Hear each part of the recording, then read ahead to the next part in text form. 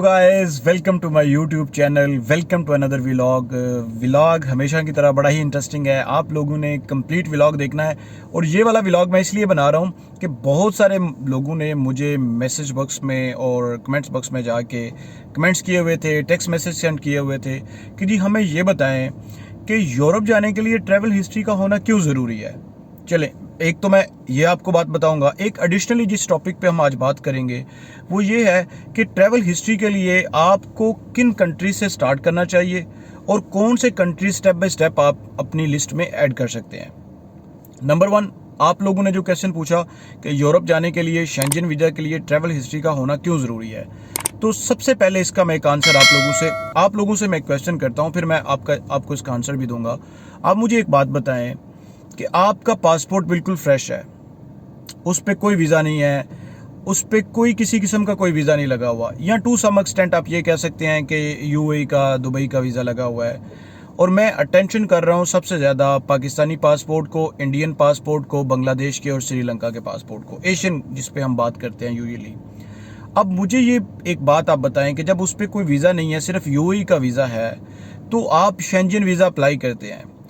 अगर आप Shenzhen visa apply करते हैं तो आपका सबसे पहले जो आपके माइंड में एक स्केच है शेंजन वीज़ा को अप्लाई करने का, कोई रीज़न,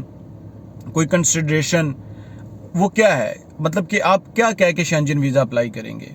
सबसे पहला पॉइंट ये है, आप as a tourist visa apply करेंगे या फिर आप उनको बताएंगे कि जी हमें शेंजन आपकी कंट्री में आना इसलिए ज़रूरी है कि हमारा कोई रिलेटिव वहाँ पे रहता है, या फिर उनको आप ये बताएंगे कि जी हम आपकी कंट्री में इसलिए आना चाहते हैं कि हम कोई मेडिकल ट्रीटमेंट चाहते हैं, या फिर आप उनको ये बताएंगे कि जी हम आपकी कंट्री में इसलिए आना चाहते हैं कि हम स्टूडेंट हैं, पढ़ना चाहते हैं, इस वजह से। देखें, जब आपके पास एक स्टूडेंट्स का आपके पास एक स्ट्रॉन्ग पॉइंट है, आपके पास आपका कोई रिलेटिव ऑलरेडी शेंजन कंट्री में है, एक स्ट्रॉन्ग पॉइंट है, आप मेडिकल ट्रीटमेंट के लिए जा रहे हैं, एक स्ट्रॉन्ग पॉइंट है, इन चीज़ों के लिए ट्रैवल हिस्ट्री का होना बिल्कुल भी ज़रूरी नहीं है। आपके पास आपका फ्रेश पासपोर्ट है, आप अप्लाई करें। लोगों ने फ्रेश पासपोर्ट पे अप्लाई किया, पाकिस्तान से उनको यूके के वीज़े मिले हैं, स्टूडेंट्स वीज़े मिले हैं, ठीक है, जर्मनी के स्टूडेंट्स वीज़े मिले हैं, बिल्कुल फ्रेश पासपोर्ट है, कोई वीज़ा नहीं है, इवन के यूएई का वीज़ा भी नहीं है। इंडिया से बहुत सारे लोगों को इसके यूके के वीज़ा मिले हैं, स्टूडेंट्स वीज़ा मिले हैं।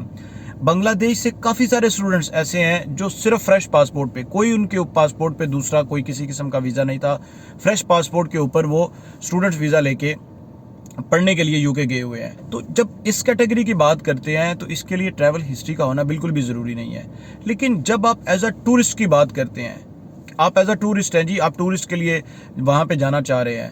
तो मेरा एक क्वेश्चन है कि प्यारे भाई, जब आप टूरिस्ट की बात करते हैं तो गाइस, टूरिज्म में सबसे पहले पॉइंट तो ये आता है ना कि आपने अपने कंट्री में कितने सारी स्टेट्स को एज अ टूरिस्ट विजिट किया हुआ है। अगर आप ट्रैवलर हैं, आप एज अ टूरिस्ट वहाँ पे घूमने के लिए जा रहे हैं, तो सबसे पहला पॉइंट जो है ना वो ये है कि आपने अपनी कंट्रीज़ में कितनी सारी स्टेट्स को विजिट किया हुआ है, नंबर 1। नंबर 2 पे जो क्वेश्चन पे बात करते हैं वो ये है कि जी अगर आप एज अ टूरिस्ट वहाँ पे जा रहे हैं तो आपने अपनी नेबर स्टेट्स को, कितनी सारी स्टेट्स को विजिट किया हुआ है, जहाँ पे आप बाई रोड जा सकते थे, आप जा सकते थे, जहाँ पे भी वीज़े की एक्सेसिबिलिटी थी, जहाँ पे इजीली वीज़ा आपको मिल रहा था, तो आपने कितनी स्टेट्स को विजिट किया हुआ है। तो जब आप जेन्युइन ट्रैवलर और जेन्युइन टूरिस्ट अपने आप को दिखाते हैं तो ऑटोमेटिकली आपकी प्रोफाइल की वर्थ शेंजन का वीज़ा अप्लाई करने से पहले बहुत सारी कंट्रीज़ को आप विजिट कर चुके होते हैं, आपकी प्रोफाइल की वर्थ बढ़ चुकी होती है। क्योंकि जो भी कोई जेन्युइन ट्रैवलर होता है, जो भी कोई जेन्युइन टूरिस्ट होता है, वो अपने कंट्री में हो या किसी भी कंट्री में हो, वो वहाँ की स्टेट्स को विजिट करता है, फिर उसके नेबर कंट्रीज़ को विजिट करता है, फिर उन कंट्रीज़ को विजिट करता है जो टूरिस्टिक स्पॉट्स होते हैं, जिनमें थाईलैंड एक टूरिस्टिक स्पॉट्स है, जिनमें अज़रबैजान बाकू एक टूरिस्टिक स्पॉट है, जिनमें टर्की एक टूरिस्टिक स्पॉट है, आजकल जापान एक टूरिस्टिक स्पॉट बना हुआ है, काफ़ी सारे लोग वहाँ पे भी जा रहे हैं, वहाँ पे भी जाके विजिट कर रहे हैं। जब आप इन सारी कंट्रीज़ को विजिट कर लेते हैं, फिर आपके माइंड में आता है कि जी एग्जैक्टली यूरोप भी एक टूरिस्टिक स्पॉट है। फिर यूरोप जब आप बात करते हैं टूरिस्टिक स्पॉट के लिए, तो फिर ये भी आपको देखना पड़ता है कि यूरोप का कौन सा कंट्री है जो टूरिस्टिक है। मतलब कि पूरे, वैसे तो पूरे का पूरा यूरोप ही एक टूरिज्म पॉइंट ऑफ व्यू से जाना जाता है, वहाँ पे बहुत पूरे यूरोप में टूरिज्म एक बड़ी पीक पे है, लेकिन आप उस कंट्री को देख रहे होते हैं कि जिस कंट्री की वीज़ा रेशो सबसे ज़्यादा हाई होती है टूरिज्म पॉइंट ऑफ व्यू से। ठीक है। जैसे मैं अक्सर एग्जांपल देता हूँ, इटली की टूरिज्म पॉइंट ऑफ व्यू से वीज़ा रेशो काफ़ी हाई है, स्विट्ज़रलैंड की टूरिज्म पॉइंट ऑफ व्यू से वीज़ा रेशो काफ़ी हाई है। तो गाइस सबसे इंपॉर्टेंट जो चीज़ आती है जब आप एज अ टूरिस्ट जाते हैं, as a tourist visa apply करते हैं, तो आप अपनी प्रोफाइल को डीवैल्यू मत करें। आप एजेंट्स के कहने के ऊपर, या बहुत सारे ऐसे लोग हैं जिनको कोई मतलब नहीं है, बिल्कुल भी उनको कोई किसी किस्म का कंसर्न नहीं है आपका वीज़ा रिजेक्ट होता है या एक्सेप्ट होता है। उनको सिर्फ इस चीज़ से मतलब है कि आप उनके पास जाके कहते हैं कि जी मैंने शेंजन अप्लाई करना है, वो आपको कह देता है ये भी डॉक्यूमेंट्स ले आओ, ये भी ले आओ, ये भी ले आओ, ये भी ले आओ, हम आपकी प्रोफाइल प्रिपेयर करेंगे, जय जी आप जाके वीज़ा जमा करवा दें। बिल्कुल भी ऐसा नहीं है। जब भी आप एज अ टूरिस्ट जाएँ तो मेरी एक आपसे रिक्वेस्ट है, आप जब भी शेंजन को एज अ टूरिस्ट हिट करें, प्लीज़ आप अपनी ट्रैवल हिस्ट्री इतनी स्ट्रांग बना के जाएं कि वीज़ा ऑफिसर सबसे पहले आपकी ऐसे एक स्कैनर में लगा के आपकी ट्रैवल हिस्ट्री को सीव एनालिसिस में लगा के टेस्ट करे, चेक करे, और फौरी तौर पे, क्योंकि वो लोग साइकेट्रिस्ट भी होते हैं, आपकी प्रोफाइल से वो जज कर लेते हैं कि आप जो बात कर रहे हैं या कह रहे हैं वेदर इज इट रॉन्ग और राइट। तो आपकी प्रोफाइल उनको बता दे कि उनके कंट्री में जाके आपको स्किप होने की कोई ज़रूरत नहीं है। आप इतने स्ट्रांग हैं, आपकी प्रोफाइल इतनी स्ट्रांग है कि आप उनकी कंट्री में घूमने फिरने के लिए जा रहे हैं, इंजॉय करने के लिए जा रहे हैं, इंजॉय करेंगे, घूम फिरेंगे, वापस आ जाएंगे।